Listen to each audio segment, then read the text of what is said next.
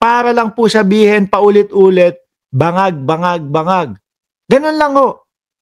Inaagawan niya ng oras yung mga senador po ng kakamping upang sa ganun, sumigaw lang ng bangag, bangag, bangag. Yung mga ano po, yung mga senador, ipapaliwanag nun mga yun yung kanilang mga plataforma de gobyerno Di ba? Kaya ayun, madami pong natalo doon sa mga senador ng kakamping. Tingin ko mga bossing, siguro si Guanzon, inilagay lang ng mga DDS doon sa kakamping, no? As a Trojan horse. Pero ayaw na din ho sa kanya. Ngayon sino ang sa tingin ninyo na mas mukhang bangag ang ugali? Ang ating Pangulo?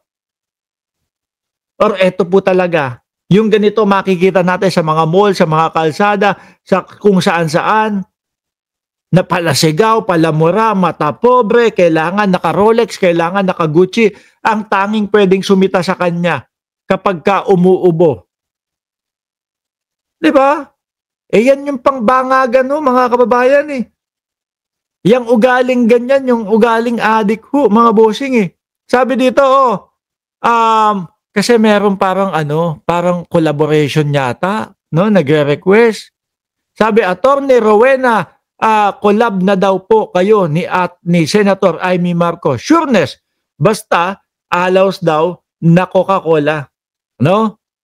Alam niyo naman po kung sino ang pinapatamaan niyan, mga bossing. Ito ang tugon ni dating Commission on Election COMELEC Commissioner Attorney Rowena Guanzon sa pahayag ng internet personality na si Juliana Parescoba. Inanyayahan ni Juliana si Guanzon at si Amy Marcos sa umano'y mag-collab o collaboration. Pero yung mga ibinibintang ni Rowena Guanzon kay Pangulong Bongbong Marcos, hanggang ngayon po walang ipinapakitang ebidensya. No? Kahit po sabihin ninyo na ako ay paulit-ulit dito, mga bossing, na araw-araw ko sinasabi, wala silang pinapakitang ebidensya, ulit-ulitin ko dahil yun naman po talaga ang katotohanan Araw-araw po sila na merong mga inilalabas na mga issue, araw-araw silang may binibintang sa Pangulo kay Martin Romualdez, pero paghanapan na po ng ebidensya, wala ipakita. Diba? Mama Labs, shout out sa iyo at kay Rosemary Rai. Ganyan lang kasi ang style nila, mga bossing Puro paninira, paninira, paninira, paninira. Boss, paano kapag tinanong tayo nung ebidensya natin? Wala. Huwag mo lang pansinin. Kasi yung mga DDS naman madaling mapaniwala yan Sa madaling salita, yung mga DDS naman kasi uto-uto naman yung mga yan Diba? Yan na lang. Totoo. Promise, mga kababayan. Ang naniniwala na lang po sa kanila, yung mga kapwa nila, mga DDS. Yung tipo bang kahit wala ng pakitaan ng ebidensya, okay na sa kanila yun. Okay na sa kanila yun, mga bossing. Christine Jury, shout out sa iyo. At kay Rima Joy Deleted. Ang ebidensya nasa mga DDS. Asal, adik. Correct.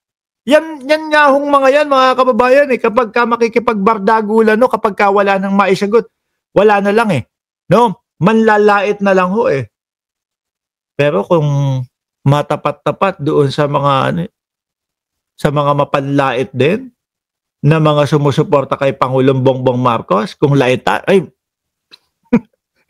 yung iba sa kanila mukhang may baktol pa Diba? Sila pa yung malakas manlait. Sila pa po yung malakas manghamak ng tao. Pero kung titingnan nyo po yung mga pagmumuka, mga bossing, parang ipinaghiwalay mo na yung mga artista na mga leading man, mga leading lady, no? Nandiyan yan sa mga sumusuporta kay Pangulong Bongbong Marcos.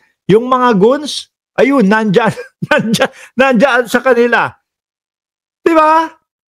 Choco na, batok pa, sabi ni Jordan G. Anyway, iwanan na ho natin yang si Rowena Guanzon, mga kababayan. Merong isinisigaw o sinasabi dito si Jimmy Bondoc, mga bossing, na si Sara Duterte daw po ay kumbaga hindi naman daw po approve o hindi sumisigaw si Sara Duterte ng Bongbong Marcos resign Yun yung gustong papaniwalain sa atin ni attorney no case. Tama ba? Meron na bang ano? Meron na bang nahawakan na kaso si Jimmy Bondoc?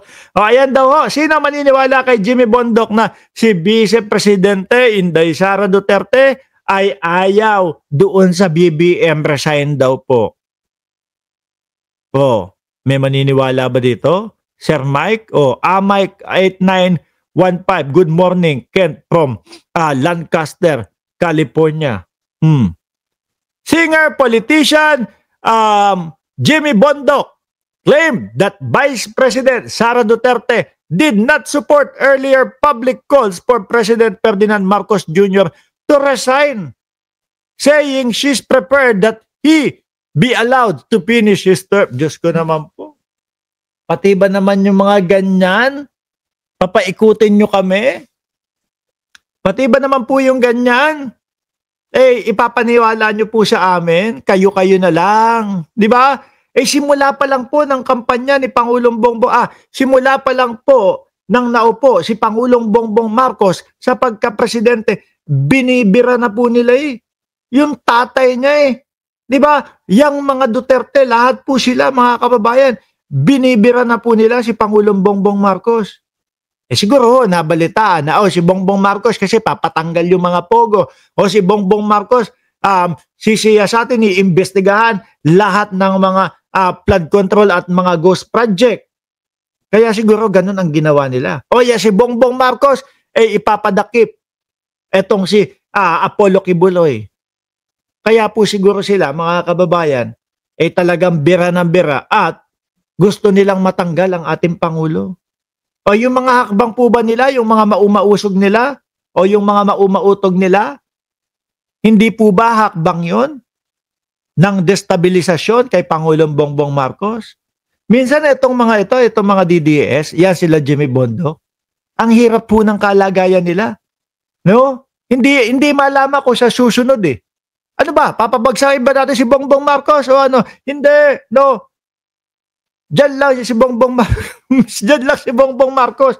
Magulo ho ang ano nila hindi mag-usap-usap kung ano talaga yung kagustuhan nila. Di po ba? Pero ako naniniwala, mga kababayan, na simulat sa pulpaho, si Vice Presidente, lalo na po yung mga nauumpisa na pong imbestigahan, yung mga sa impeachment ni Sara Duterte. Yung umpisa na pong naiimbestigahan, mga kababayan, yung ginawang pagbabanta sa buhay ni Pangulong Bongbong Marcos at Lisa Araneta Marcos at ni Martin Romualdez. Pati po yung confidential fund.